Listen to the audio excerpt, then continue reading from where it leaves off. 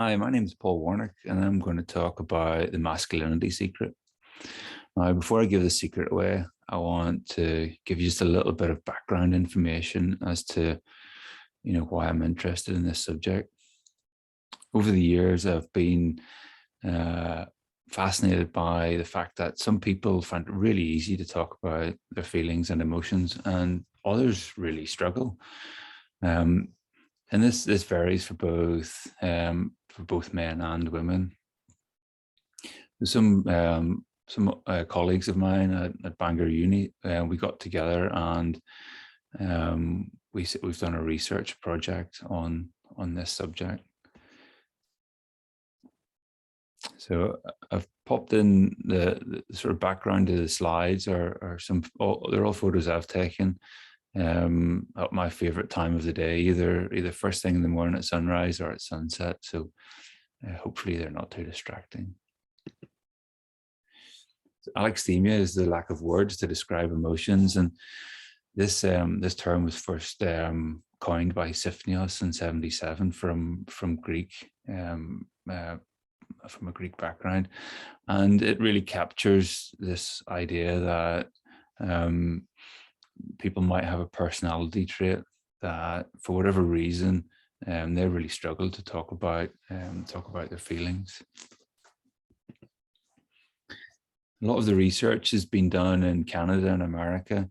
In Canada by Bagby, who's developed the Toronto Alexithymia scale, and it's often used in conjunction with Beck's depression inventory for getting a good grasp of how willing or otherwise people are to talk about feelings and the associated mental health that goes with that.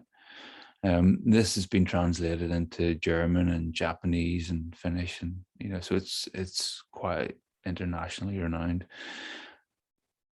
The results from the study in Finland showed that nearly 12% of men were alexithymic, and around 8% of women. Norman Levant in the States has developed the normative male alexithymia scale, and it's specific to men, and it recognizes that men are more likely to have to struggle with words to describe their feelings and emotions than women are. One of the other reasons I'm interested in specifically focusing on men is that in England, men are 3 times more likely to complete suicide than women. I think for women, the national average is around about 5%, and for men, it's 15%. But it rises to about 24% for men aged between 45 and 49. So I'm intrigued as to why there's something going on with that age group of men that seems to peak.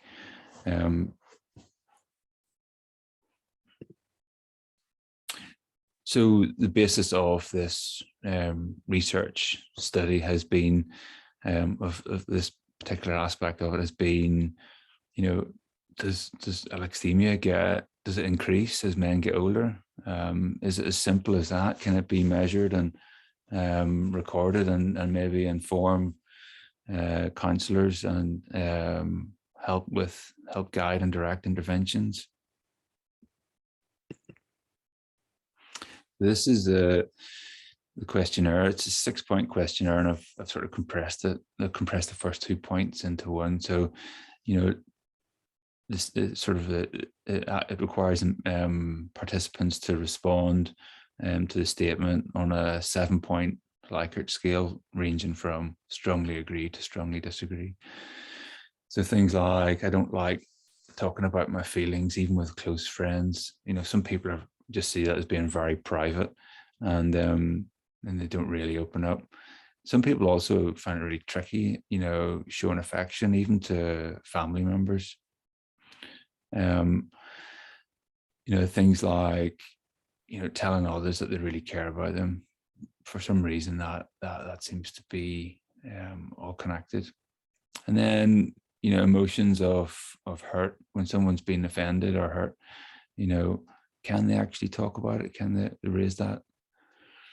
And how many of us, often say when someone asks how we're doing, we just say, "Oh yeah, not too bad, not too bad."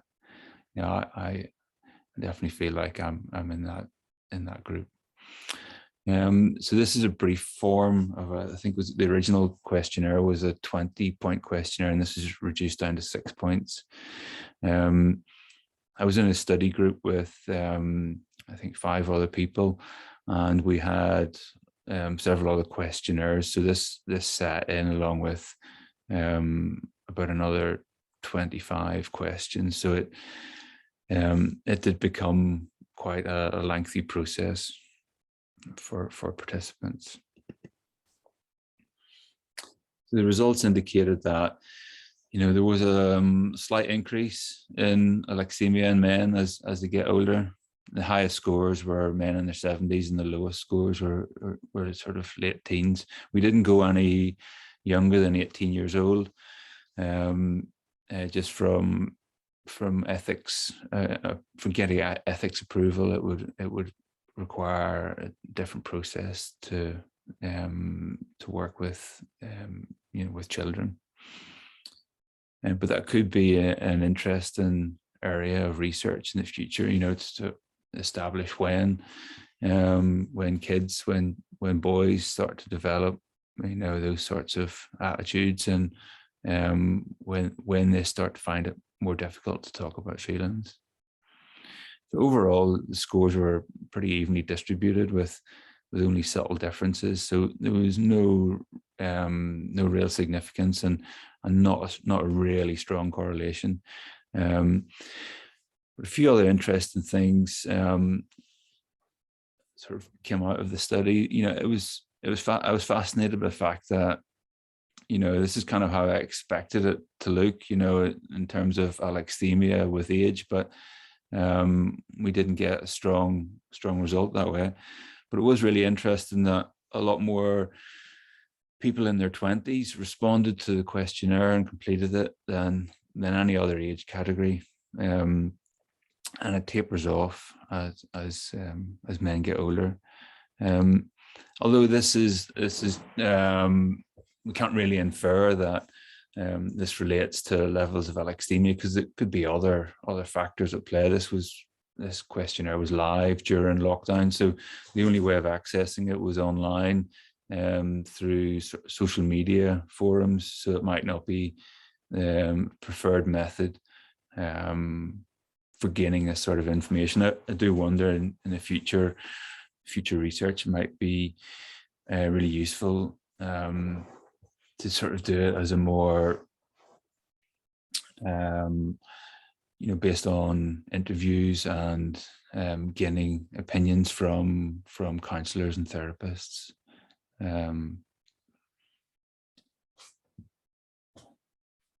Yeah, so just as a note there, we had quite a high dropout rate, and that might be due to the lengthy nature of the questionnaire, or the difficulty, the intensity of the questions. They're not sort of the questions that require a bit of thought and a bit of consideration. So if folks may have started off with good intention and then just not felt that they had enough time to commit to it. I found it really interesting. There's a few anecdotes. I found it really interesting that on my personal Facebook page, I shared the questionnaire and 0 men shared it, whereas 11 women. The only people that shared the questionnaire on Facebook were female. And I was speaking to one guy about this, and he said, "Well, I didn't realize that I was meant to share it," and there was no intention, there was no requirement or even suggestion of that. But it's just that off their own back, 11 women felt that it was worthy of sharing and interesting, whereas the men, for some reason, held back from, publicly sharing a questionnaire on feelings.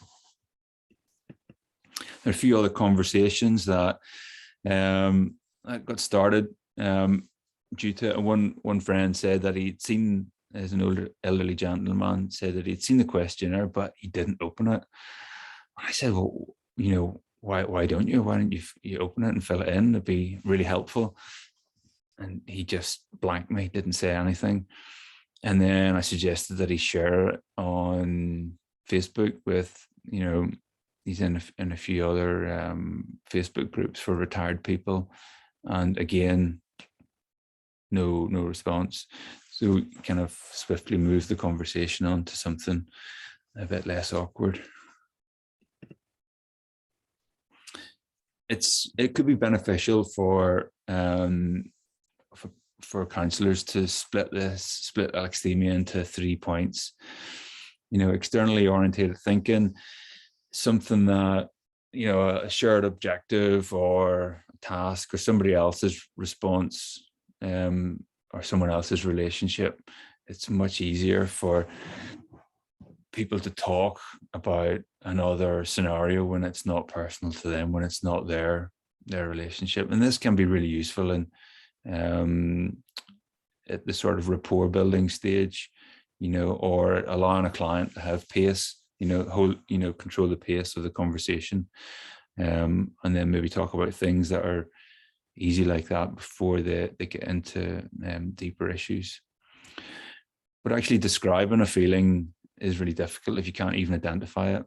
And this may have happened due to empathy being overcome at some other point in life. So, maybe as a child, through adverse childhood experiences, or maybe, due to some trauma, or even training to be a soldier, where you kind of train to sort of override your own empathy in a situation and react sort of slightly more automatically to orders. That might be difficult to then go back and reinstate that. So describing feelings can, it can be helped by, maybe introducing vocabulary to label things, or focusing on a feeling and describing it and identifying it, and then using a numerical score to record that, record the intensity of that. Also, keeping a mind journal can be really helpful, including things like emotional responses and intensity of response, and sleep, the amount of sleep person's getting, the amount of exercise they're getting, maybe how much alcohol they're consuming. These sorts of things could be kept private, or they could share it with a counsellor or therapist. And that doesn't involve the barrier, the vocal barrier of actually speaking to someone about those things. It might be easier just to write it down and then share it. Trying to create a narrative or a history, timescale to this it might be helpful to think about it maybe stemming from adverse, childhood experiences. This could be a predictor of alexithymia later in life, and then, moderating those negative emotions associated with that by consumption of alcohol. This can lead to, if the person's male and they're mid to late 40s, it can help inform counsellors of like, increased risk of suicide at that stage in life. And then later in life, it's really interesting. There's some research from fMRI scans that suggests neurocognitive decline in later life leads to reduced grey matter and reduced ability to describe emotions and feelings. But this is part of the natural aging process, and maybe even like a reduction in capacity for describing feelings as a person gets older and is less capable physically.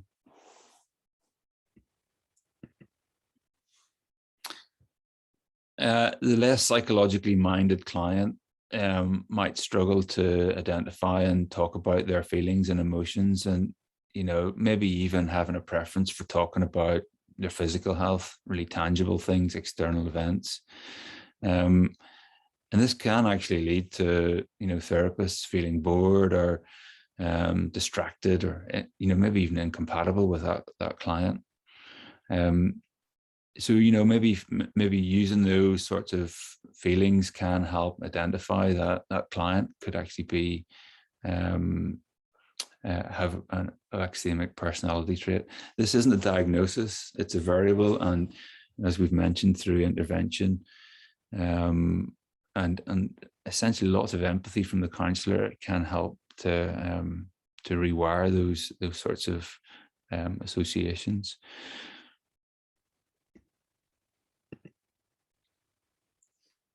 I find that walking outside increases my ability to talk, and connection with other people, especially it's got that shared focus. It seems to work really well for men, from easy walks to strenuous climbing and hiking, where there's a challenge and an acceptance of things outside of our control, like the weather and conditions, through to multi-day expeditions. We really develop relationships and a sense of interdependence. So in one stage, the whole experience of being outside can be therapeutic, but equally a counsellor can have a more traditional session in an outdoor park or somewhere that's still quite safe. The British Psychological Society have produced an excellent document on the risks involved in this, and where and when training might be required. So that's, if it's something you're thinking about, that is a really useful document to get your hands on. In the future, maybe looking at when alexithymia develops in kids, a real problem with this kind of study is that you're asking a person to respond about, feelings when they probably can't identify them and might not be able to have words to describe them. So allowing a friend or a family member to respond on their behalf could be helpful. Including women in studies to provide equity, and comparison. One of my most alexithymic clients in recent times was a woman who really struggled to talk about her feelings. And then, the advances in fMRI scans and, where that could lead, it might even help identify people that are predisposed to depression and suicide ideation, and maybe earlier intervention in those areas would be helpful. The big question, what's the secret?